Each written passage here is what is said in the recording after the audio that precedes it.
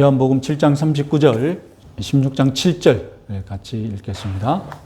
이는 그를 믿는 자들이 받을 성령을 가리켜 말씀하신 것이라. 예수께서 아직 영광을 받지 아니하셨으므로 성령이 아직 그들에게 계시지 아니하시더라. 그러나 내가 너희에게 실상을 말하노니 내가 떠나가는 것이 너희에게 유익이라. 내가 떠나가지 아니하면 회사가 너희에게로 오시지 아니할 것이요 가면 내가 그를 너희에게로 보내리니.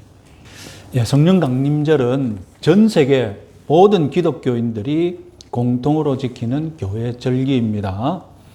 6월절 절기에서 십자가에 못 박히신 지 사흘 만에 부활하시고 40일간 가까운 사람들에게 보이신 후 승천하셨습니다. 그리고 50일째, 6월절로 50일째 되는 오순절 혹은 맥추절에 성령님이 강림하셨습니다. 안타깝게도 우리 한국교회는 1년에 한 번만 지켜야 할 성령 강림절을 쪼개서 성령 강림절과 맥추 감사절로 2번 지키고 있습니다. 세계 교회가 지키는 달력에 일치하게 6월절 후 50일째 주일을 성령 강림절로 지키고 있습니다. 그런데 오순절이 맥추절인데 오순절과 맥추절은 같은 날에 지키는 이름만 다른 하나의 절기인데 한국 교회는 7월 첫째 주일을 맥추 감사절로 지킨다는 것입니다. 그러면서 맥추 감사절을 더 중요하게 여깁니다. 그 증거가 무엇입니까? 성령 강림절에는 감사헌금 봉투를 만들지 않습니다. 맥추 감사절에 헌금을 봉헌합니다. 그래서 다른 헌금 봉투는 다 제작 판매하는데 기독교 서점 가면 성령 강림절 봉투만 없습니다. 그래서 우리 교회는 자체적으로 만들었지 않습니까? 하루빨리 맥추 감사절이 폐지되고 온전히 성령 강림절로 지키는 것이 올바른 것이라고 개인적으로 생각하고 있습니다. 자, 오늘은 요한복음이 성령 강림에 대해 마태, 마가, 누가복음과는 달리 강조하고 있는 부분을 우리가 주목하고자 합니다. 마태, 마가, 누가 소위 공관복음서를 읽으면 예수님이 승천하신 후에 하실 일이 있다는 것을 선명하게 말씀하지 않습니다. 예수님 승천 후 성령 보내심이 예수님 부활 후에 50일 오순절에 있을 것을 공관복음서를 처음 읽은 독자가 예상하기 불가능합니다. 당연히 오순절 성령 강림을 공관복음서 마태, 마가, 누가는 분명하게 예언하고 있지 않기 때문입니다. 오순절 성령 강림에 대해 사전 지식이 있는 독자라야 공관복음서의 성령 예언을 읽어보면 이것이 성령 강림에 대한 예언이구나 이렇게 해석할 수 있지, 사전 지식이 없다면 처음 읽는 독자라면 저는 장담컨대 마태, 마가, 누가를 읽고서는 성령 강림을 예상하기 불가능하다는 겁니다.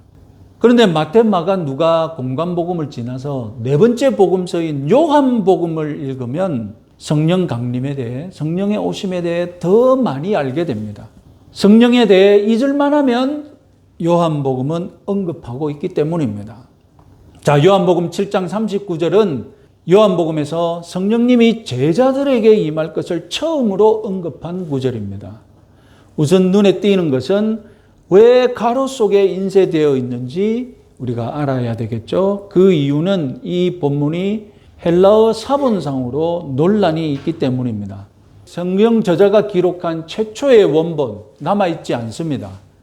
그 원본을 보고 필경사들이 그대로 뺏겨 기록하고 그 다음 필경사들이 뺏겨 기록하고, 그래서 우리가 오늘 손에 넣을 수 있는 헬라어 본문은 다 사본이지 원본이 아닙니다.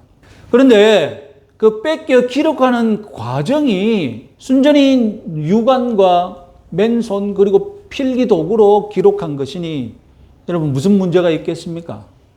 컴퓨터로 복사하거나 그런 과정이 아니었단 말입니다. 사람 눈과 손으로 옮겨 적는 과정이니 당연히 오류가 들어갈 수 있는 거예요. 그리고 필경사가 좀 안다고 자만하여서 이 사람이 잘못 뺏겼네. 내가 고쳐야 되겠네. 자기가 자기 생각에 이것이 더 옳다고 수정한 경우도 있을 수 있다는 말입니다. 그래서 이렇게 차이가 많은 여러 사본들을 전부 비교해서 이건 이렇고 저건 저렇고 최초의 원본을 복원하는 사람들이 누구겠습니까?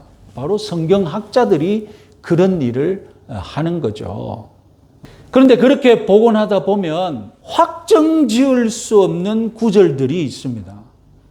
애매하거든요. 누가 뭐라고 확정 지을 수 없는 구절들이 있어요.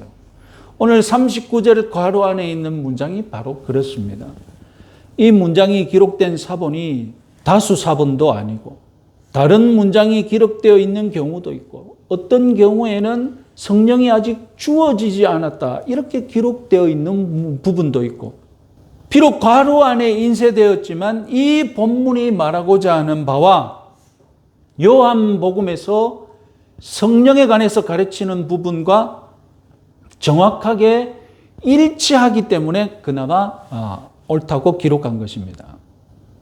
요한복음 전체가 가르치는 성령에 관한 교훈과 이 구절이 말하고 있는 것과 틀리지 않다는 겁니다. 요한복음이 담고 있는 성령에 관한 많은 말씀들 중에 초지일관 변하지 않는 기본 논조가 있습니다. 이 기본 논조를 잘 표현한 대표적인 말씀이 요한복음 16장 7절 말씀입니다. 우리 같이 한번 읽어보겠습니다. 그러나 내가 너희에게 실상을 말하노니 내가 떠나가는 것이 너희에게 유익이라. 내가 떠나가지 아니하면 보혜사가 너희에게로 오시지 아니할 것이요 가면 내가 그를 너희에게로 보내리니.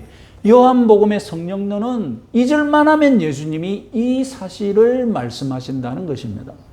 요한복음 17장 말씀을 바로 이해하는 것이 바로 요한복음 전체의 성령 본문을 제대로 이해할 수 있는 핵심입니다. 자, 먼저 내가 떠나가는 것, 내가 떠나가야 한다. 이 표현은 예수님이 지상의 십자가에서 죽어서 하늘로 올라가는 것을 뜻하시겠죠? 그러면 지상의 제자들에게 유익한 보혜사 성령님을 보내시겠다고 말씀합니다. 요한복음 7장 39절 가로 안의 말씀, 예수께서 아직 영광을 받지 아니하셨으므로, 자, 이 부분은 16장 7절에서 내가 떠나가지 아니하면과 같은 표현이 되는 겁니다. 이 표현은 어떻게 성취됩니까? 예수님이 십자가에서 죽으시고 떠나시는 것이 성취되겠죠. 그리고 저쪽은 성령이 아직 그들에게 계시지 아니하시더라. 보혜사가 너희에게로 오시지 아니할 것이요. 저것은 성령 강림을 말씀하시는 것입니다. 자, 그럼 왜 예수님이 떠나가는 것을 예수님이 영광 받지 않으셨다 이렇게 표현했을까요? 도대체 예수님이 영광 받으시는 절차와 예수님이 떠나간다는 것, 십자가 무슨 연관이 있겠습니까? 예수님의 떠나심에 대해 요한복음만 아주 특별하게 묘사하는 것이 다름 아니라 예수님이 영광 받으신다 이렇게 표현하는 것입니다. 자, 예수님이 영광 받으시는 절차는 우리가 영광 받는다고 할 때 문자적으로 느끼는 것, 시각적으로 느끼는 것은 무엇이냐면 높이 올라간다 이런 뜻이 되겠습니다. 그런데 실제로 십자가는 죄수들을 지상에서 1m, 2m 정도 올라가게 만듭니다.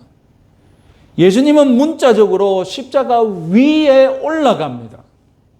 그래서 높은 곳으로 올라가는 이 영광 받으시는 절차와 십자가 위로 올라가는 과정은 의미상 뜻이 같아집니다.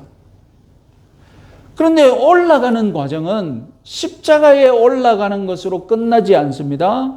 지상에서 한 최대 2m 정도 올라가신 십자가 위로 올라가신 예수님은 부활하시고 나서 하늘로 더 높이 올라가십니다. 그러니까 하늘로 올라가는 것이 영광 받으시는 과정의 완성이라면 그 시작은 무엇이었습니까? 십자가에 올라가는 것이 시작인 것이죠. 자, 다시 정리를 해보면 우리가 올라간다, 이것은 영광 받으신다와 의미상 같은 것이라는 겁니다. 영광은 높이 올림을 받는 거라는 것이죠. 그런데 지상에 계신 예수님이 내가 영광 받아야 되겠다, 내가 올라가야 하겠다 할 때 그 첫 번째 과정이 뭐란 말입니까? 2m 정도 올라가시는 십자가 위에 올라가는 것입니다. 그리고 거기에서 끝나는 것이 아니라 올라가는 것이 시작되었으니 이제 완성되는 것은 무엇입니까? 하늘에 올라가시는 것이라는 겁니다. 결론적으로 요한복음이 성령에 대해 공통적으로 말하고자 하는 바를 요약하면 이렇습니다. 예수님이 영광 받으시면, 즉 부활하신 예수님이 승천하시면 예수님 대신 성령님이 강림하신다는 것입니다. 이것이 오히려 지상의 성도들에게 유익하다. 이것이 요한복음이 가르치는 성령론의 초지일관된 성령론이라는 것입니다. 자, 이런 결론을 우리가 이제 조금 더 깊이 몇 가지 말씀드리겠습니다. 자, 첫 번째로 성령이 그들에게 계시지 않는다. 무슨 뜻이겠습니까? 성령님의 강림, 성령님의 임재를 우리가 알려면 성령님이 계시지 않는다. 성령님의 부재에 대해서도 정확하게 이해해야 합니다. 성령님의 부재를 정확하게 이해하면 성령님의 임재도 정확하게 이해하는 것입니다. 분명히 7장 39절에서 뭐라고 말씀했습니까? 성령이 그들에게 계시지 않았다. 성령이 제자들에게 있지 않았다라고 분명히 말씀하시지 않습니까? 성령의 부재는 겉보기에 성령이 이 땅에 전혀 없다가 오순절 성령 강림하신 이후에야 이 땅에 계셨다는 뜻인 것처럼 읽힙니다. 그러나 그것은 잘못 읽은 것입니다. 오해죠. 여러분, 우리가 삼위일체 하나님에 대해 기본적으로 믿는 것이 무엇입니까? 삼위일체 하나님은 시간을 초월하여서 영원 전부터 존재하셨다는 것입니다. 그러면 성령 하나님도 동일하게 영원 전부터 이미 존재하고 계신 분이시죠. 그럼 성령 하나님은 영원 전부터 하늘에만 존재하시다가 오순절에야 비로소 이 땅에 오셨느냐? 이것도 오해라는 겁니다. 창세기 1장 2절을 같이 한번 읽어보겠습니다. 땅이 혼돈하고 공하여 흑암이 깊음 위에 있고 하나님의 영은 수면 위에 계시니라. 성령 하나님은 천지 창조 그 순간에 이미 이 땅에 계셨습니다. 그리고 구약을 보시면 성령 하나님이 가끔 이 땅에 활동하시는 것을 확인할 수 있습니다. 다윗이 성령 체험을 했습니다. 시편 51편 11절 말씀 같이 한번 읽어보겠습니다. 나를 주 앞에서 쫓아내지 마시며 주의 성령을 내게서 거두지 마소서. 다윗은 이미 성령의 내주하심을 누리고 있는 아주 특별한 체험을 하고 있었던 겁니다.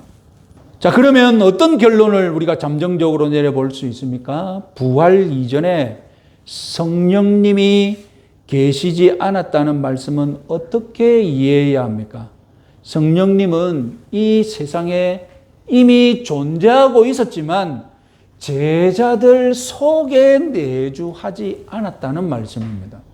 성령의 부재, 성령이 임재하지 않았다는 말은 이 세상에 임재, 이 세상에 계시지 않은 분이 않았다는 것이 아니라 어디에 안 계셨다고요?